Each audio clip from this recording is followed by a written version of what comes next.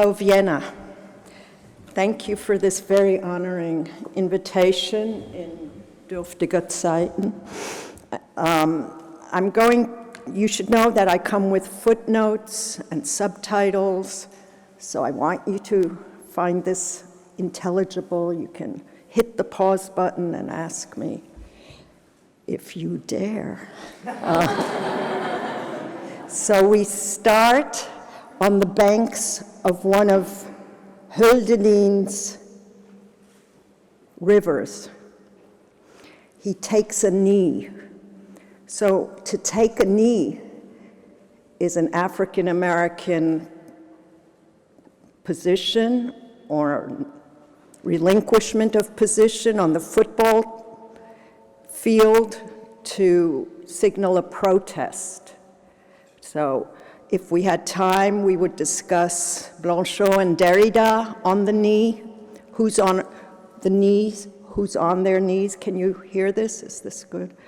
And in French, of course, a knee is a genou, which Derrida showed to be the jointure of the je and the nous, a disarticulation and articulation of where we could maybe meet.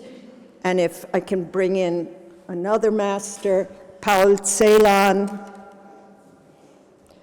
Remember that every meeting is a Begegnung with the contre, the gegen, the fighting spirit that makes an encounter at once countered and impossible possible. So I'm very honored to be here, and we can start. Can you hear well, or are the echoes driving you? Echoes are fine with me because Narcissus needs his echo. Und wenn die Prüfung ist durch die Knie gegangen, mag einer spüren das Waldgeschrei. You do not get to say, only a God can save us now. They're off duty. Oh, please, God, the gods, give me a break. You think I'm Homer? I'm not bringing them back, not this time, not any time, not even time immemorial. They've been off on their retreat, the sacred hunting grounds. Since before I was born, in the early incarnations, tormented am I with failed custodianship, God abandoned, God unfriended, scrolling up now. Guided by a GPS that has lost its signal, going in the sole direction of nowhere, the place of encounter, Begegnung, appointed by Paul Celan, the unwo of poetic destination, its unwhere, stalled by the brokenness of destinal overreach. Okay, if we had 3 days, I would explain this to you. Part 2, Hölderlin is screaming through my knees. It seems far away. Superstorm Sandy continues to return to rage in my stomach, site of anxiety, where events show up as severe and unyielding. I know that greater parts of our world regularly live on the sub-threshold of calamity, awaiting the next trial, the next move, commissioned by an unfathomable enmity. I think of friends in Haiti and Malaysia, those who try to keep it together in areas that are rarely disaster-free or earthquake-proof. I will never forget the time in Berkeley, California, when Philippe Lacoue-Labarthe and Jean-Luc Nancy taught their first philosophical seminar together, and the building rattled, the earth shook, our complexions showed different shades of green. I was strangely steady as things and people started crumbling around us. I prided myself on being a strong warrior, able to hold still as things fell apart, leaning into anguish, whether externally pitched or internally churning. I was earthquake-proof, I told myself. On the West Coast, a building is earthquake-proof when it has built-in fissures and intentional crevices or holes. Normed solidity, or rather rigidity, is a sure killer. Because if you're too rigid, you will be cut down, toppled, like the World Trade Center. Too massive, too strong, architecturally speaking. But this is another story, and the philosophical measure of what constitutes weakness or the fantasy of strength needs to be evaluated some other time. When weakness is part of the concept of the building's stance, it can sway and shift around as part of its very own survival mechanism. This architecture of pain, as psychoanalyst Jacques Lacan says in another context altogether, was my model for a long while, a model that I am trying to reconstruct today with ample allowance for punctuated lacerations and weak points meant to bolster part of my psychic suppleness. Well, having reminisced a bit, having retrieved my own storm center, internally tracking, I have been a little slow to offer you a theoretical understanding of so-called natural disaster. Oh, I was rambling and tumbling like an untrackable storm. One of the aspects of the earthquake in Berkeley was that you had to wonder if you were a Freudian chick like me, had we regressed to biblical law under penalty for a collective wrongdoing or crime? At the time of the earthquake, I first turned to Kant and traced what happened to and in philosophy from the outposts of literature as a consequence of the earthquake of Lisbon in 1755. All of literature and philosophy changed with that earthquake. Everyone was shaken. And in many ways, we never stopped quaking. In Goethe, nature became irreversibly maimed, demonic and glacialized with indifference to the human manifestation of being. Nature became an unbeatable adversary. In Kleist, everything started babing. Beben being the quake that punctuates in the work of Werner Hamacher. May he be invited to join us. Gesundheit. That punctuates our very sense of the world. Regarding our era, I do not believe in natural disasters, but only in the effects of man's failed custodianship, primed by the incessant prod of pollution, planetary exploitation, and spoilage, the usual menu of historical recklessness. For the inundation of New York, I went to Freud and primitive appropriations of the inappropriable, trying to make sense of that which seizes you and throws you against a new wall of experience. First, I needed to critically dismantle any idea of a natural disaster in our day, in our way of trampling on the planet, carbon footprint by carbon footprint. On a more local and personal plane, I needed to introspect on my own sorry failures. I was shaken by my fearfulness and the collapse I observed of my warrior self. I was henceforth babened. Many people continue to be affected by the storm and its invisible after-tremors. They were and remain stuck, psychically not flowing, unable at some residual level either to surrender or act, energy trapped. We were stunned to have lost our sense of New York, New York, to witness the powering down of its habitual trajectories and hard-edged rhythms. Have any of you ever been to New York? It's the same as Vienna. But you know how hard it is, you know, the rhythm and so on. All of that was stalled, which to the big New York ego was unacceptable.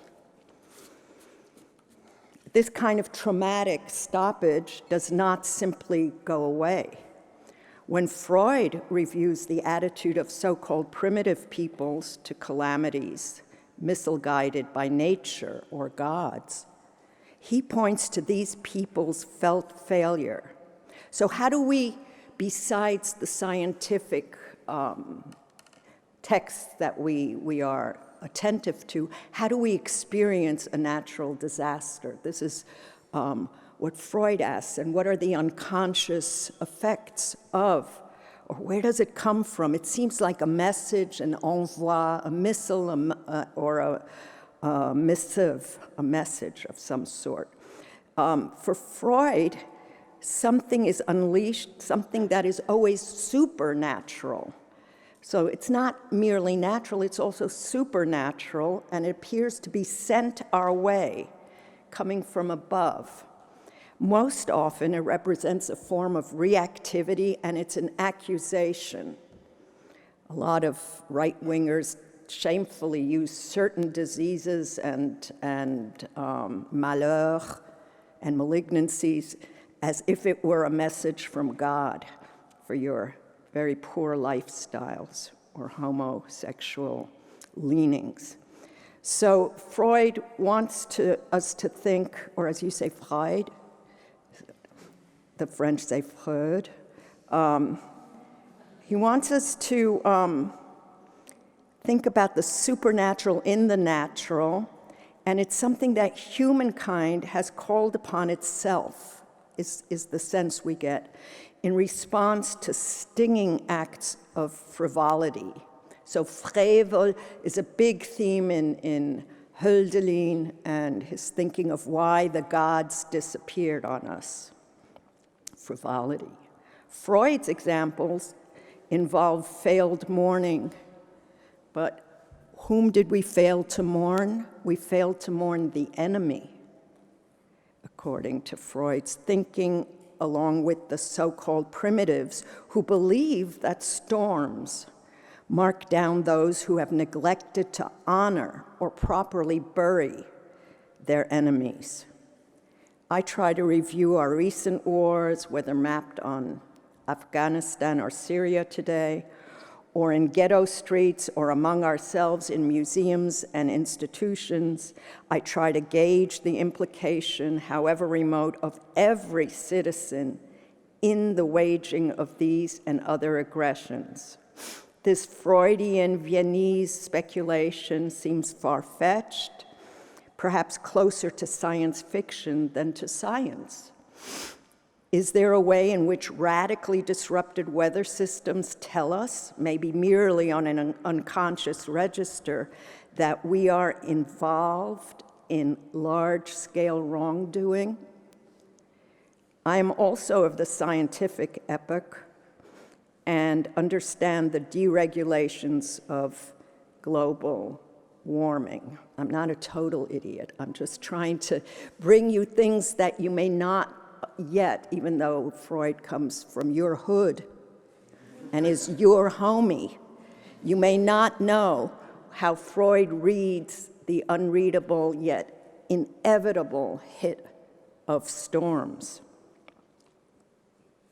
Very often we need a foreigner to come in here to presume to I don't know what it feels like, to hang out with one of your homies. Okay, so still, could the superstorm and disturbed climate conditions, could we imagine them? And if we had 3 weeks, we'd also have to schlep in Heidegger, I'm sorry. But where is it a call? Are these we're taking these calls as though these are calls. And even in Heidegger, in Sein und Zeit, as a Gewissensruf, right? A call of conscience. A reminder of the stripped-down disposal of enemy troops, our graceless menu of aggressions brought home to us, the world-class homeless. I may or may not have my finger on the pulse of Hegel's Weltgeist, the guiding world spirit, but something about my own distress extends beyond the particulars of a single history or civic identity. So God forbid I would be invoking Jung, which I'm not, but that's a warfare we want to be aware of as well, where the individual kind of bleeds into something like the collective on an unconscious, shared. Shares always mean also divided, unconscious level. The posited stakes reach into institutional rumbles and shakedowns, the terrific resentment attached to philosophical questioning and unrelenting, necessarily subversive thinking. So there's a lot of resentments these days in the world, maybe you haven't noticed. Freud predicted uncontrolled climate as the news. This is the news broadcast, the podcast of Freud, that we have failed to take measure of world-class aggressions, that we, like Greta, Antigone, must count the present dead, unburied, dishonored, whether it is a brother or part of a bloating corpse of the so-called enemy, and even the earth has been plundered, mercilessly assaulted, as though she were the enemy. So if we had time, we would ask, what's an enemy? The earth as feminine phantasm should not be overlooked. For in Lacanian terms, it is precisely the empire of the maternal territories that is subjected time and again to unbridled attack and pornographic submission. This is how we support our troops and tropes, by letting them have a go at the internal maternal empire, if unconsciously plunged into Mother Earth. Here we could open a dossier on the history of warfare and the bombing of a maternalized, always maternalized territory of desire and hatred. The designation of Anthropocene circumscribes an epocality responsible for a failed custodianship of the earth, voiding a sacred donation entrusted to and impoverished by the figure of man. This finitizing move to close off an era marked by malignancy and deceit, predatory greed and genocidal ravage, a decreation marked by the ways man has been fixing murderous rage on its own and other species, identifies a periodization of a geo-historical era that judges itself as doomed, and for the greater part, rightly so. Now, the fantasies of doom are something that we need to look at much more closely, because even though there's a kind of uncontested horror about what's going on, the horror is so libidinally invested that you have to bring up your hermeneutic suspicion. So wait. Closure, Freud has asserted, is what we want. Our narcissism calls out for closure, a dream of collective demise. Ashes, ashes, we all fall down. Narcissism beckons and brings upon us a curtain call. It wants to call it a wrap. And who would not, maybe I'm projecting, who would not at times, perhaps at this time, who would not want to call it a wrap, finish it off? Freud's reflections on the desire for termination may serve as a warning signal for epochs that find satisfaction in the closural cut, when they find and fear, disavow, and repel. So this is the 3 V's in Freud, Verdrängung, and on the rest of them. Verwerfung, and one of them I always forget because I'm involved in it. What's the other V in Freud? There's 3 of them. Anyway, disavow and repel the scenography of accelerated extinction. So what is your relation to the thought and feeling thought of extinction? According to Freud, okay, you might disavow that there's some sort of pleasure, desire, you want this death. I'm sorry, but I was hired to provoke some thought. According to Arno's sense of my indecencies.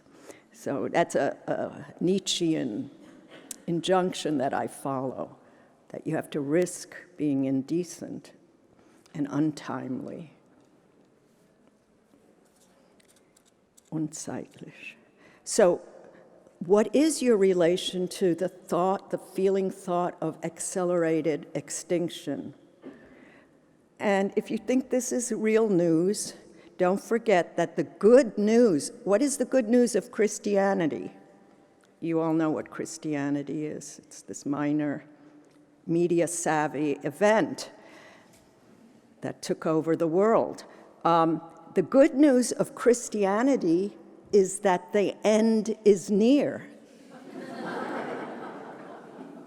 Thank you, Christians. Yeah, the end is near. Isn't that great?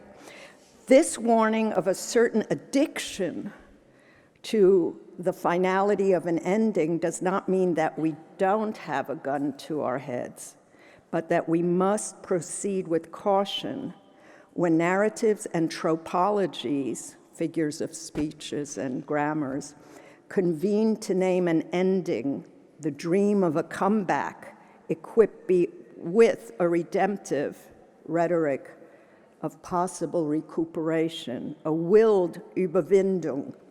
Again, if we had time, we would think of metaphysics dependency and addiction to the thought of Überwindung and all the Übers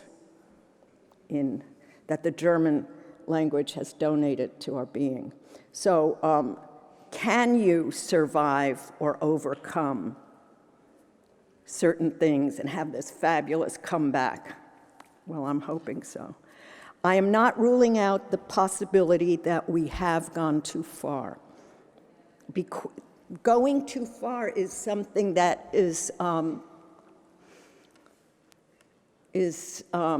we might want to think about. It may be too late, we may have gone too far, but we need to remember also that the Western logos bequeaths us with the desire to finish with, to boundarize, to say this is a limit, this is the end. So we're kind of fed and addictively, blindly perhaps, accustomed to a thought of the end. Now, at one point, when Goethe was fathoming the weather, by means of divinatory skills and prophetic speculation. Weather forecasters were first known as weather prophets. His poetic scientific effort to read and predict the weather implied a scandalous overreach, stealing into the domain of the gods, tapping what is largely untestable, an empire of natural but also supernatural secrecy capriciously guarded. From Goethe to Nietzsche and Freud, the untappable and non-philosophical, yet poetically urgent cast of climate, a nearly unconscious brace of being,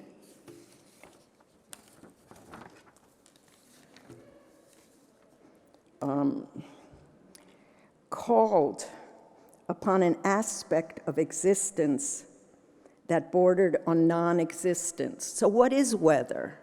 Is it existent? Is it non-existence? Is it an undead residue, insubstantial, bound to speculative anxiety? Weather called up non-being. So it was a scandal when Goethe not only devoted himself to the thought of weather, but wanted to predict it. And it's part of Goethe's idiomatic death drive. Are you laughing at me? Climate covered the sacred ambience of our ability to grow, thrive, or collapse under the punishing.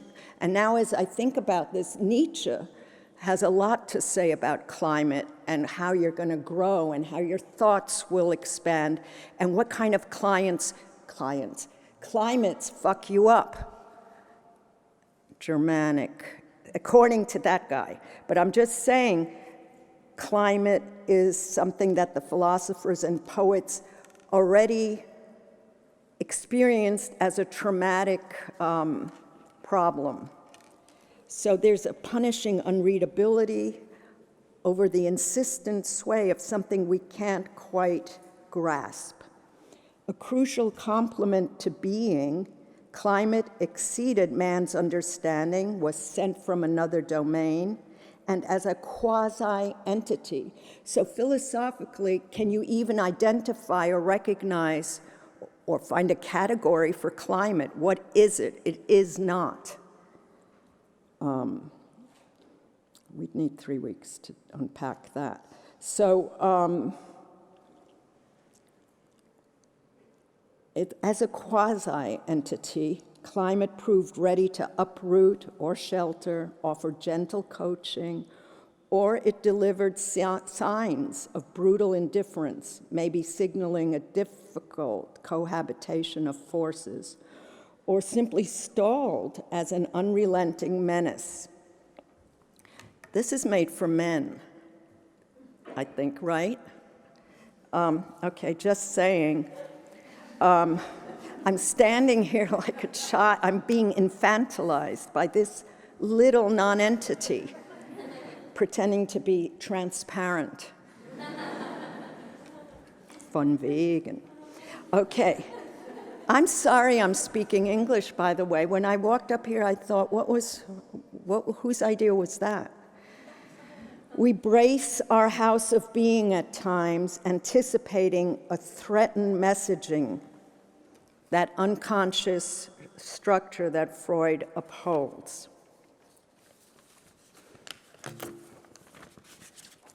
Look, whether or not, am I shying, by the way? I've been very miserable. Whether or not we are tuned by the catastrophic forecast, all of us are affected, afflicted, drawn in and upon, hosting allergic marks on our skin. So I would ask you, where do your allergies come up? How do you read them? What kind of a semiotics are you carrying or breaks out? It's a huge reception area of troubled time whose intrusive effects provoke somatic outbreaks and psychic lesions. Where do you locate the call for climate justice? It is no longer a matter of tracking an offshore hurricane that may or may not hit land. upend our bodies, shut our houses, if one is propertied. You know, when a hurricane is coming on, it's about your house. As in Kant, that becomes a problem, as Derrida points out in Cosmopolitanism.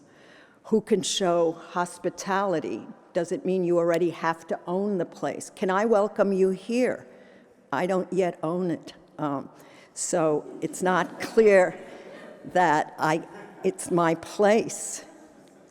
Something rattling and moving marks and creates the event of withdrawal, melting away a borrowed sense of solidity for those among us who have had recourse to ground and solidity, propertied being. Instead, one faces a shift, losing ground, shifting to a harrowing aspect of withdrawal. Entzug ist Ereignis.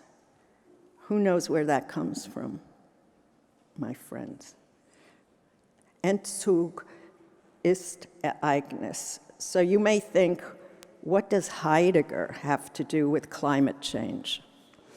But you forget that while he was writing postcards to and fro, sending up laments to his mentor, Husserl, homesick for his desk and thoughts in the clouds, and though on the ground he became such a disappointment as world-intrusive philosophers go, his range of political involvement was worse even than Plato, shaping the exclusionary operations of his republic.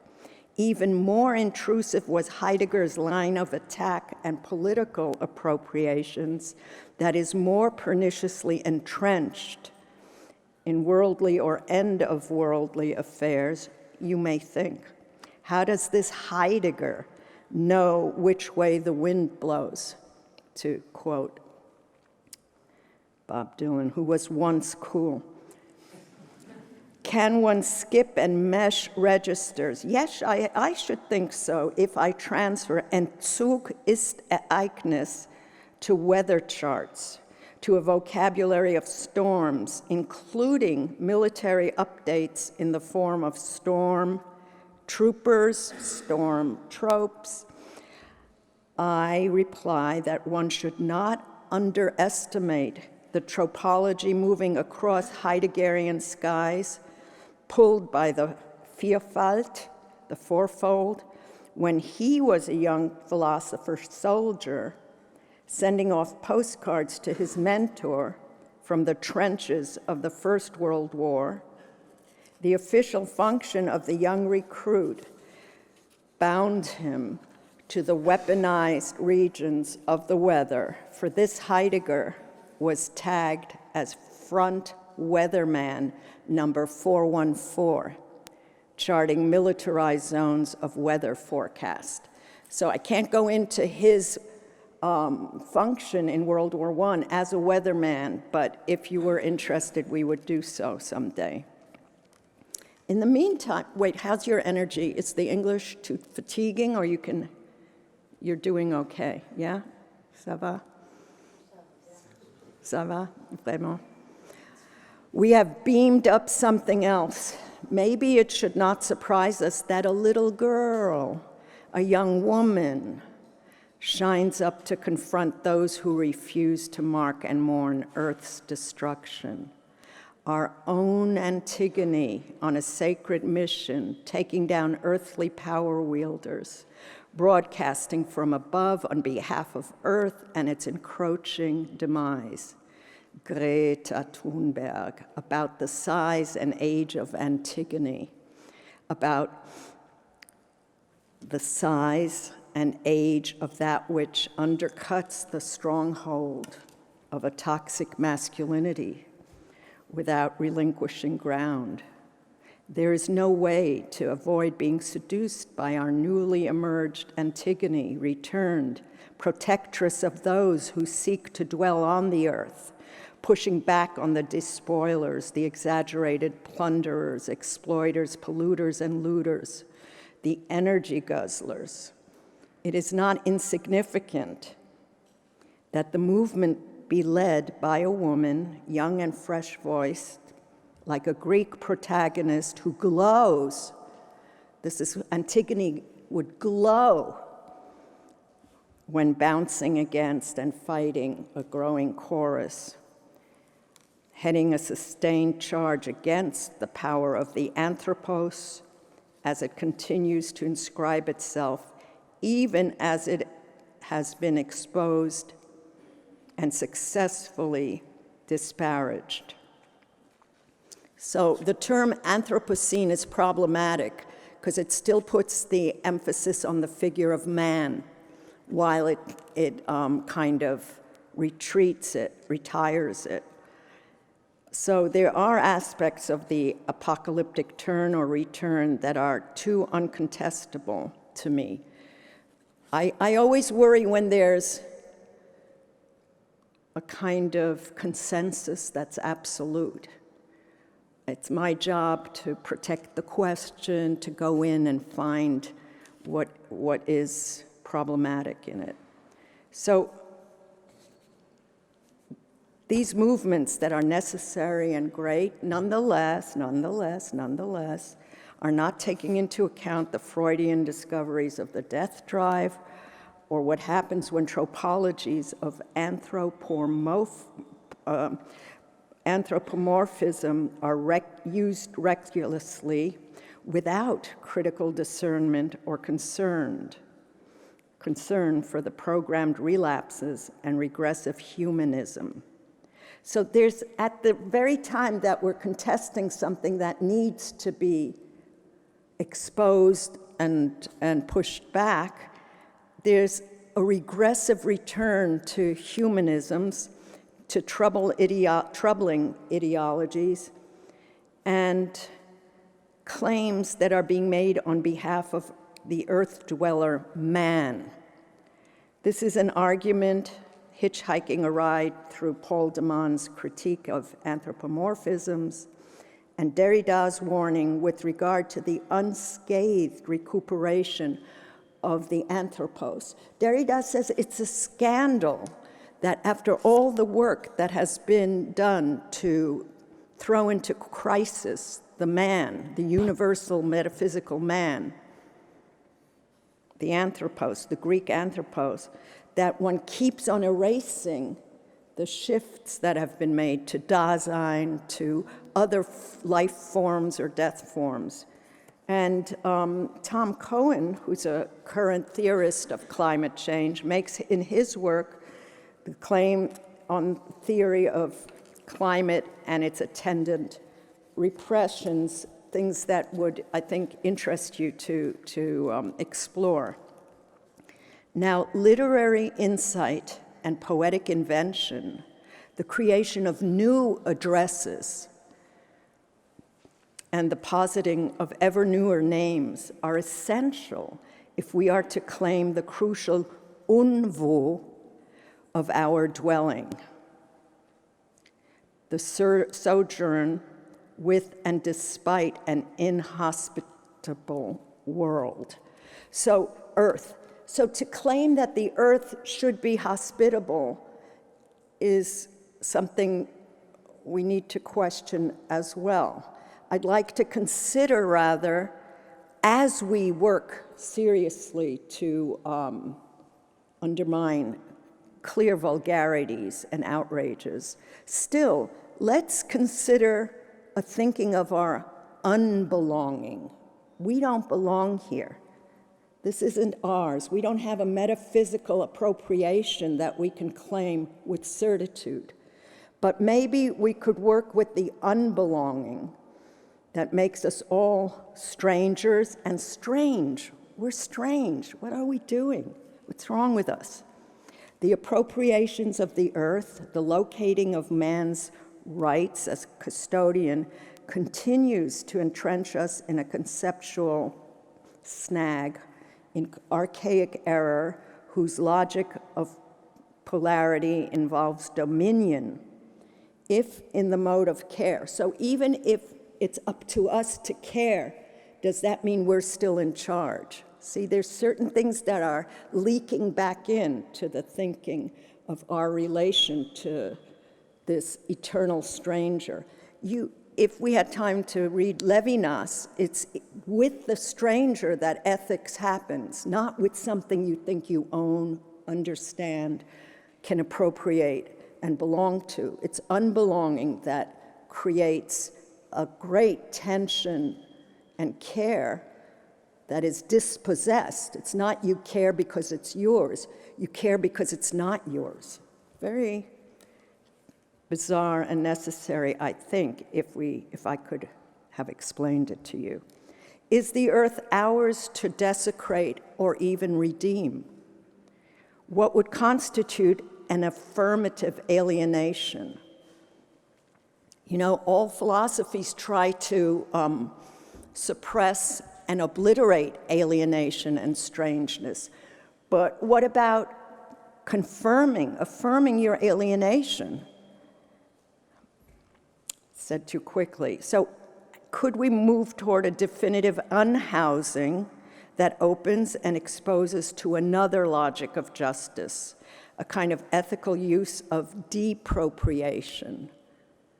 So it's not yours. You're dispossessed, you're depropriated. You know, for Derrida, le propre, so your ownness, property, and propriety, cleanliness, always went together in metaphysics. So we're thinking of cleanliness of the earth. Let's continue to think. So calls for sanitation actions, cleanup, however righteous and uncontestable. So don't think I'm an idiot or just a provocateur like my good friend Zizek, saying shit no, I'm not saying he does, but I'm not. It's uncontestable. We're d'accord on a lot of things. So let me say where we're not in agreement. So ethically pitched and however indisputably needed for sustainability, there's no doubt about that. We must at least be aware of flip side desecrations and histories of cleansing. You know, when Germanic people, or Nordic people start mobilizing to clean up, my alarms and shit detectors come up. Sorry to say so. And Americans forget about it. I'm not even going to start ranting about them right now. But so how do you make allowances for the Earth's capacity in this universal fantasy that we can clean it all up?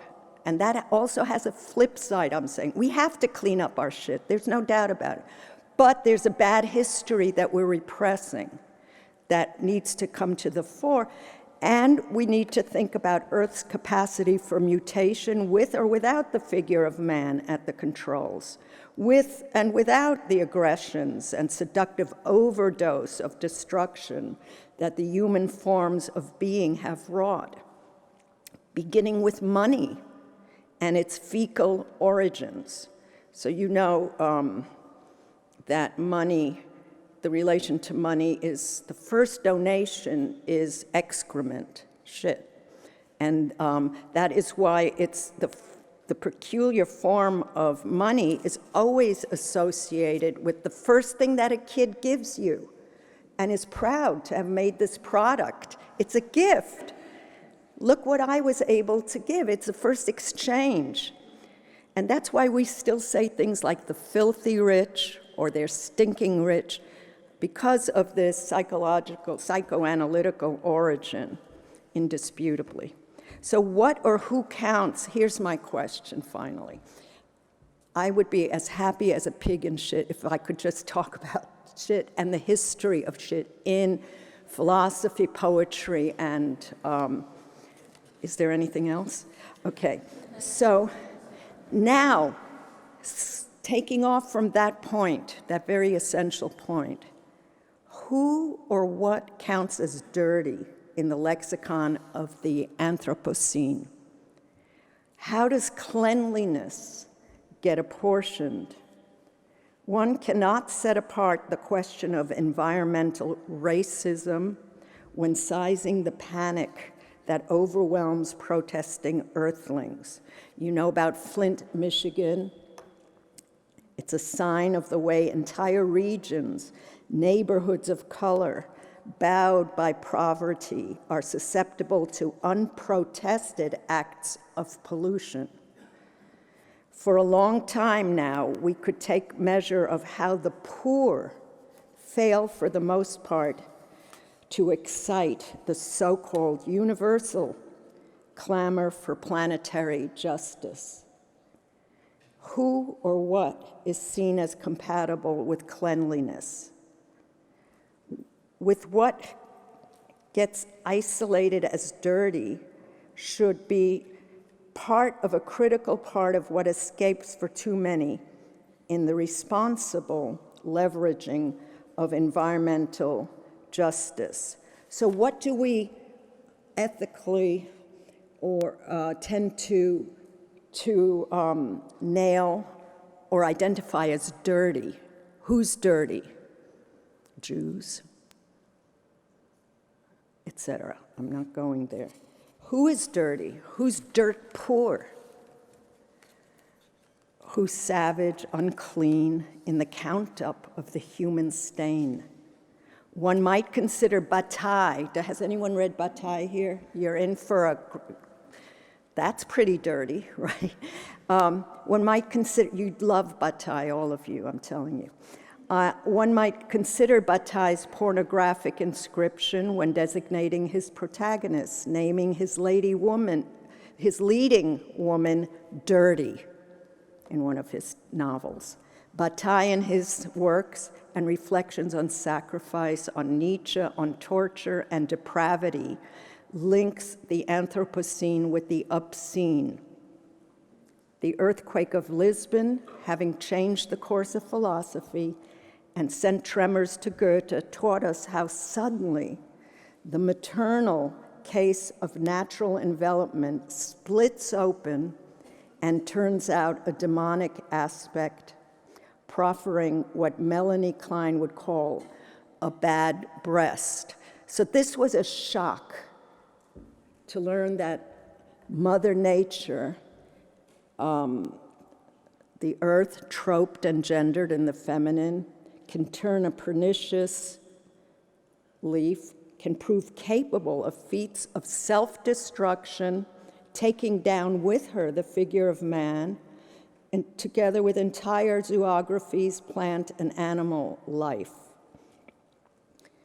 Man, so Leben macht Sinn, that I would love to discuss with you.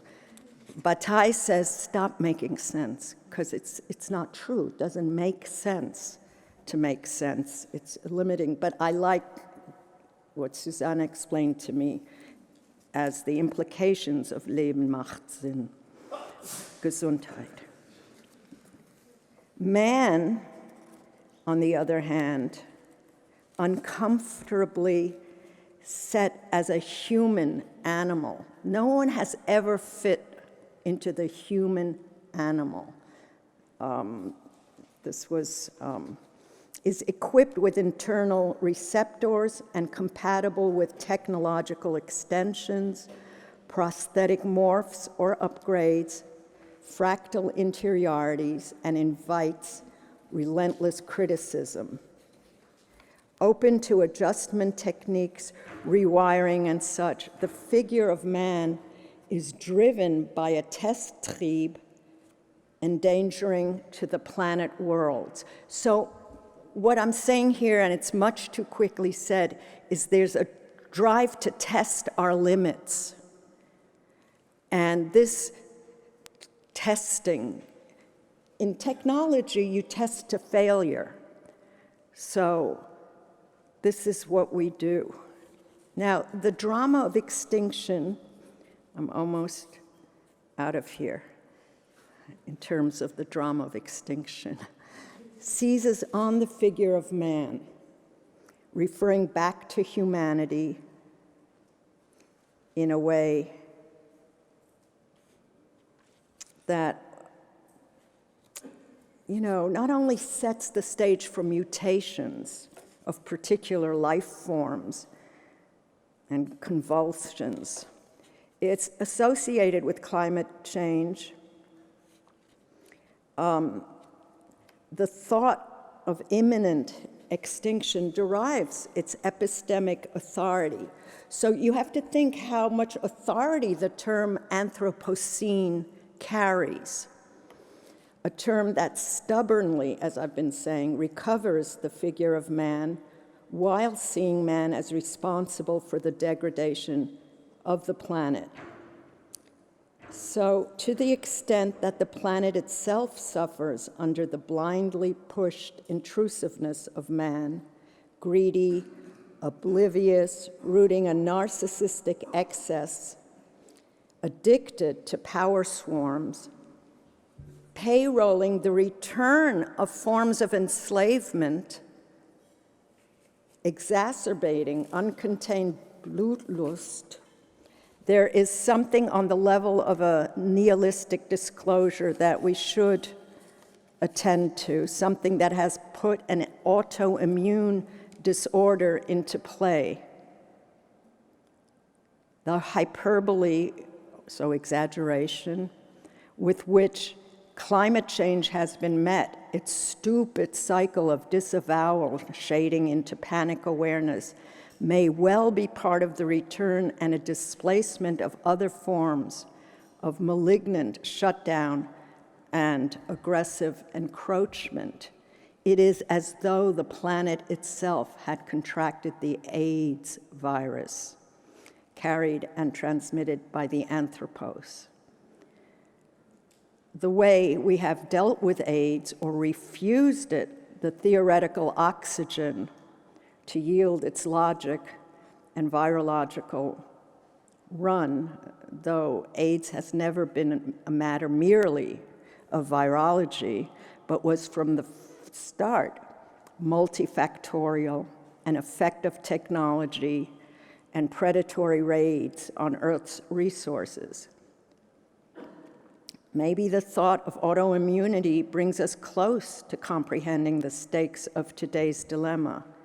For the appearance of AIDS constitutes a crucial figure in the technological disclosure.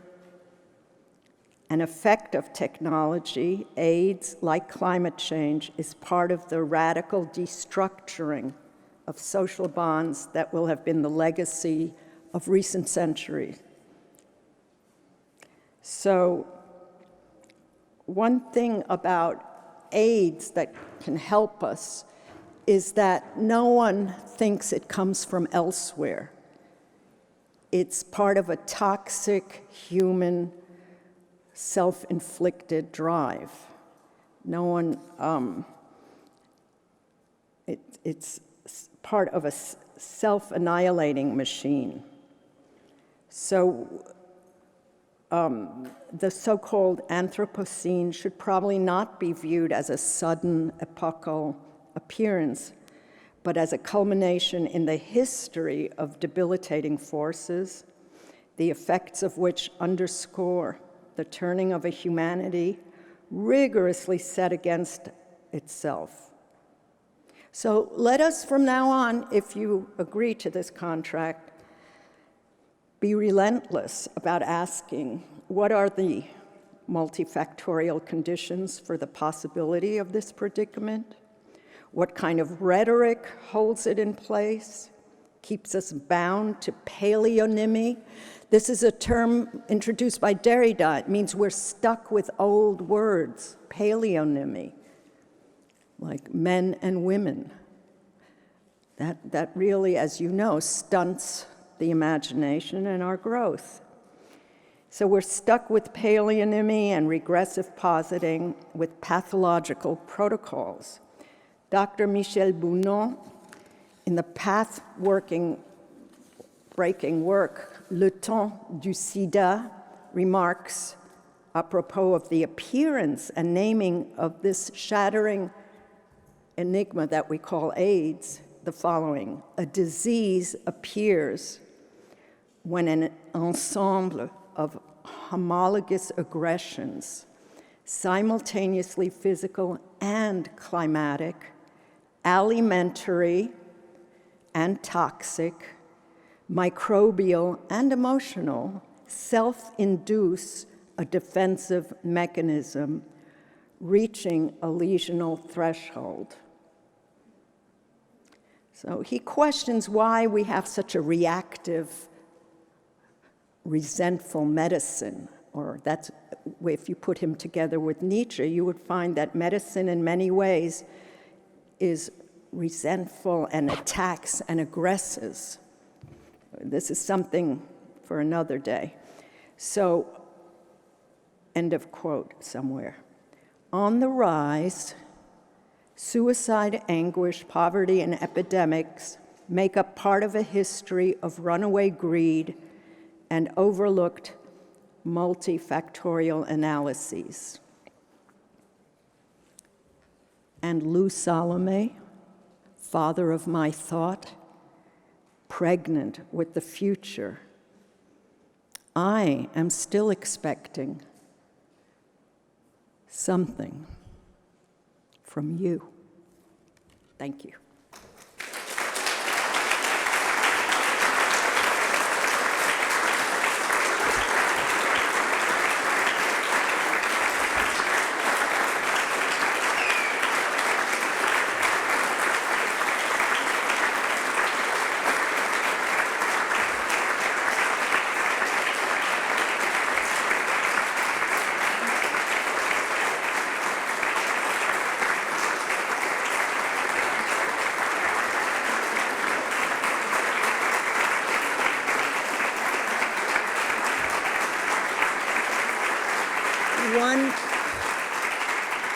One of the advantages of the so-called keynote speaker, which is keynote in this case, is that she doesn't have to answer questions. However, your generous host has opened me to the exigency of your very important questions, and I can't go around boasting that my job description is to protect the question and then not let you dance for me, question, or make interventions that you need to make at this time, right? Is that what you were going to invite them to ask me? Insolent questions. Precisely, your mind reading, your mind reading, that's exactly what I had in mind. So are there any questions? Okay, thank you. No. Go ahead, I can take it. We have only 10 minutes time. But I would really be interested also, because we said, why did we took the topic we spoke about, it, Anthropocene, for the second, and I answered to make it more complicated. So to make the discussion a little bit more complicated. And I would be very interested in a little bit in your reaction, how you see such a reading of the climate, of weather, of the hatred of the earth, of the role of science, of making it an object which we can control again and own in a certain way by making in, because usually most people speak only of numbers when they speak of these things. And so that is very also troubling me a little. Let me thank you for putting up with my barely intelligible English. It's almost German, people say, so maybe it was less difficult than for Americans, I don't know. So is there any question from your side? Let's see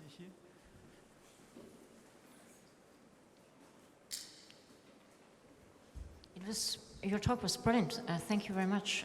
You mentioned Antigone and Greta as a kind of similar kind of heroic attitude or even victim, or I'm not so sure about that. But I find it very interesting. Could you elaborate about that? Yeah, that was not so sure, but it makes a kind of interesting, dramatic. You're not convinced? Gesture. No, but it sounds good. Thank you, I think. I was going to ask Susanna to perform Antigone at that moment, but let me tell you that Antigone, let's put it this way, Hegel without Antigone is like Freud without Oedipus. There's something about the poetic word that breaks through something like a wall of ethical stubbornness. So when I bring in Antigone and say that Greta, and if we had a chance to read Derrida on Antigone and the other guy, Hegel, you will see that there's a kind of, or Lacan, who calls her a little slut, because he's showing how she fucks up Crayon's world, which is the world of control and statehood and so on. So this little girl who, as I was saying, and if we had time, we would think what it means to shine with ethical insolence and go up against the man and the gods. And no, she doesn't go up against the gods, she goes up against the state and is on a sacred mission that could be suicidal, but also points to the suicide of those who refuse to bury the dead with honor and with a sense of humility. So we have a history of young girls, including La Pucelle, Joan of Arc, and others, who suddenly show up at a moment of designated crisis, and they are our designated drivers.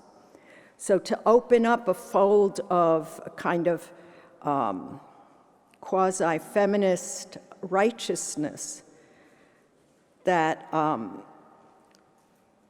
just to see the beauty of this child speaking to these angry men in America at the UN, or how she marched alone from her high school and now has the whole world, is something that I didn't want to take for granted, but see as a granting we've had before in the still breakthrough appearance of Antigone. Antigone backed against in a cave and ready to expire for something that reinvents and renames ethics. So I think thank you for this marvelous question. I'm not trying to sound good. I spent the last 2 days shredding my text so I wouldn't bore you to tears with thousands of pages of philosophical reflection. So that was a little excerpt, yes. So probably one last question, if you like, if not. There was a hand, don't be shy. I think it was over there, or there. I see a hand, a finger. You like? Niels, I saw Niels there, you would like to? Go ahead. Don't be scared. So probably we can ask both. You're together. scared.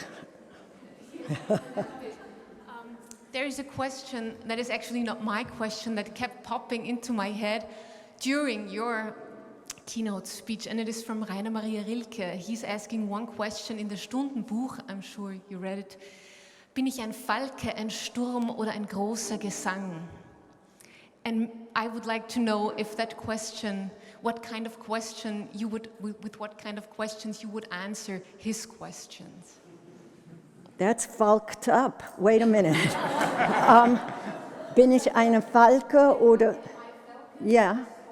Yeah. Yeah. It's how you read the order there, I think.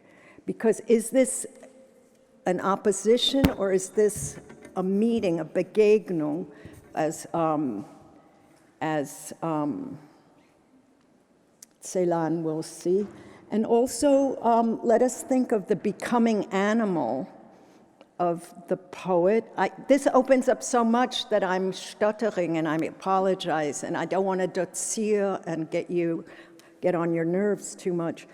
But it's also a shift that Rilke marks from merely, if this is a horrible, strike merely from zoomorphic identifications of the poetic word to something connected to language. So, am I sent like a falcon? And falcons aren't sweet things, are they? They're birds of, am I wrong? Are they birds of prey? So there's something, we shouldn't think that this is intelligible to us, but how do you name the poetic surging? How do you name it? What am I when I poetically dwell on earth? That's a quote from Hölderlin. Dichterisch wohnet der Mensch. So Rilke is reading, Hölderlin is reading Celan right now in that very figure. How does language and the way we use and abuse language turn me into another entity or mutate me in a way that I'm unbelonging to myself? This is not a self-identitarian moment in Rilke. It's also a questioning of what I become when I'm in language or show up as language. Thank you, beautiful. Then it's funny that you said it's not your question. So, what was that dispossessive moment, dispossession? Was it a performance? Was it your metaphysical distance from what it was you were transmitting? Whose question is it? Thank you. So he says a short. If it's a short, you can do it. Take your time. Thanks. I'm worried about asking this question, but very shortly then.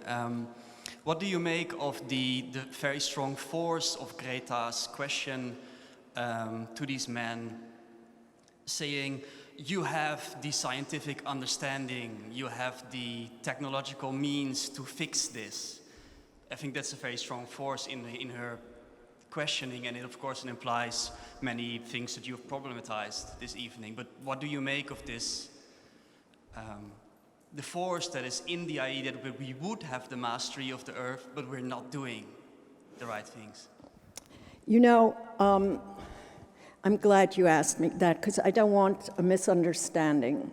Of course, Nietzsche says, has one understood me? Have I been misunderstood? It's one of his last emissions.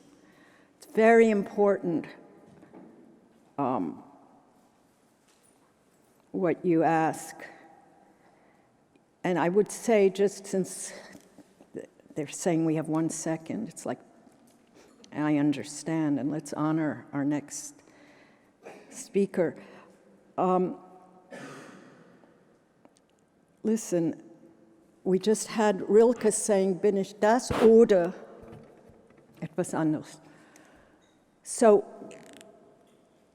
Derrida introduces a little structure that will help us here, I believe, which is the both and. In other words, we must repair in a Kleinian way. A restorative justice is called for. We must do the repair, and you're right, we do have the means with which, though a lot of it is mythical, the ruse of recycling.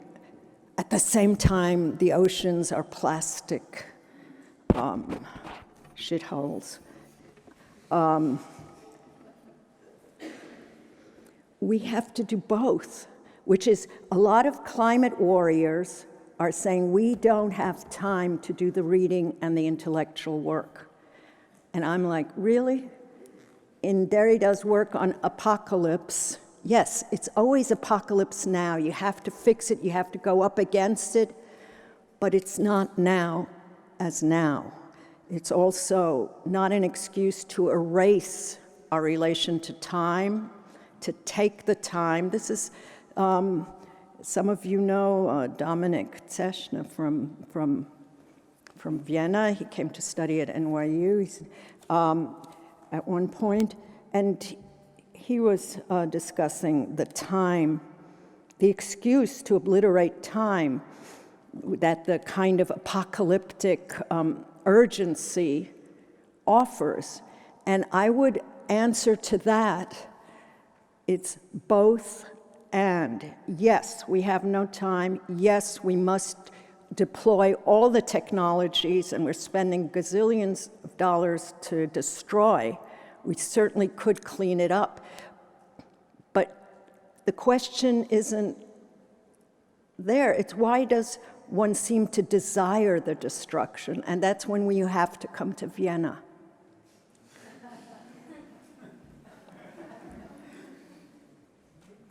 So both and, which is a hard structure. It's not binary. It's both this and that and not. It's a form of negation, but also acceptation, acceptance. So, dear Avital. Da bist du. Yes, that's me now. Thank you so much for coming to Vienna and having a talk to us. And as Arno already mentioned, I was with him in New York and saw Avital a lot of times. And as an actress, I was really highly glad that there on philosophy there is an artist philosopher. And thanks so much. There was. Thank you very much. Thank you.